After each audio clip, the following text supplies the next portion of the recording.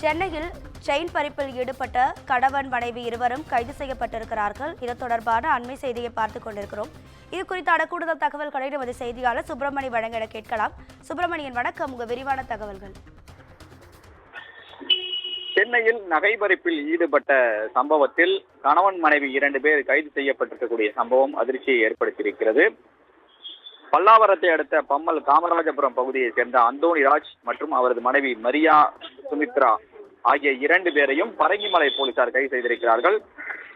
கைது செய்யப்பட்டு விசாரணை நடத்திய போது அவர்கள் 2 பேருமே கடன் பிரச்சனையில் இந்த நகை பறிப்பு சம்பவத்தில் ஈடுபட்டதாக வாக்குமூலம் அளித்திருக்கிறார்கள். இருவரும் இருசக்கர வாகனத்தில் சென்று நகை பறிப்பு சம்பவத்தில் ஈடுபட்டிருக்கிறார்கள். அது தொடர்பான சிசிடிவி காட்சிகளையும் போலீசார் கைப்பற்றியிருக்கிறார்கள். குறிப்பாக பூங்காவில் நடைபயிற்சியில் ஈடுபடுபவர்களை குறிவைத்து கூட இவர்கள் நகை பறிப்பில் ஈடுபட்டதாக தெரிய வந்திருக்கிறது. பருதா போட்டு அணிந்து கொண்டு நகை பறிப்பில் ஈடுபட்ட நிலையில் 100க்கும் மேற்பட்ட சிசிடிவி காட்சிகளை ஆய்வு செய்த பிறகு இவர்கள் கைதாகி இருப்பதாக காவல்துறை தரப்பில் தெரிவிக்கப்பட்டிருக்கிறது.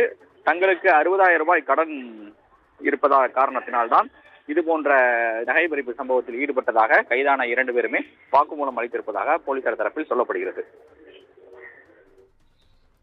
உங்க தகவல்களுக்கு நன்றி சுப்பிரமணியன்.